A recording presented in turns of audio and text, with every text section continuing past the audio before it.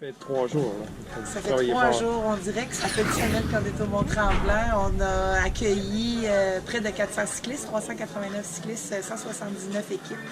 On a eu des moments exceptionnels où des cyclistes, entre autres notre premier qui a complété le 808 solo, M. Pierre Boilard, qui nous a donné des émotions extraordinaires, qui a été accompagné à son arrivée de nos boursiers qui roulaient, eux, un 404 de jour, donc qui ont roulé un 200.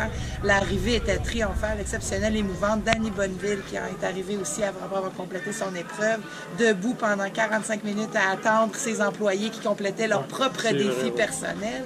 Ça nous a donné des émotions incroyables. Et en plus de ça, oui. Mais justement, pour la Fondation... Mais pour nous, c'est un rayonnement extraordinaire. M. Boilard, sa fille, était une boursière. Absolument.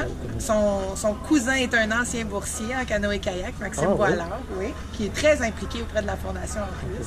Et sa fille Simone, qui est boursière depuis l'année dernière. Et je pense que quand Pierre a assisté à un de nos événements où sa fille a reçu une bourse, il a été inspiré par les jeunes boursiers, par leur parcours, par leur désir de devenir des futurs Olympiens, parce que sont très jeunes, nos athlètes qu'on supporte. Ce ne sont pas tous des athlètes qui sont déjà connus internationalement.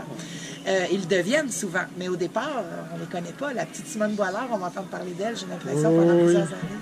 Alors, pour nous, c'est un rayonnement incroyable, parce qu'il y a beaucoup de gens ici qui ne connaissaient pas la Fondation et qui ont appris à la connaître en fin de semaine, à côtoyer non seulement la permanence de la Fondation, mais les boursiers particulièrement de la Fondation qui ont roulé, qui ont été bénévoles, qui ont donné de leur temps, qui étaient identifiables et identifiés. Alors, pour nous, c'est incroyable parce que ça ne peut que faire des ramifications extrêmement positives pour les années à venir. Alors, quand on nous demande la question, est-ce qu'il va y avoir une deuxième année du défi Bonneville, je pense que c'est très dur de dire non parce que tout est en place. On a travaillé, comme Danny a dit tout à l'heure, on a travaillé tellement fort pour cet événement que ça serait fou de ne pas poursuivre et de l'améliorer, de l'amener à un autre niveau, puis d'aller recueillir des fonds. On pense bien atteindre notre objectif du départ qui était de pouvoir aller chercher 200 000 $ en levée de fonds pour le remettre en bourse à des jeunes étudiants athlètes.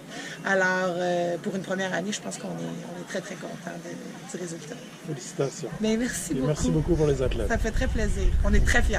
Oui.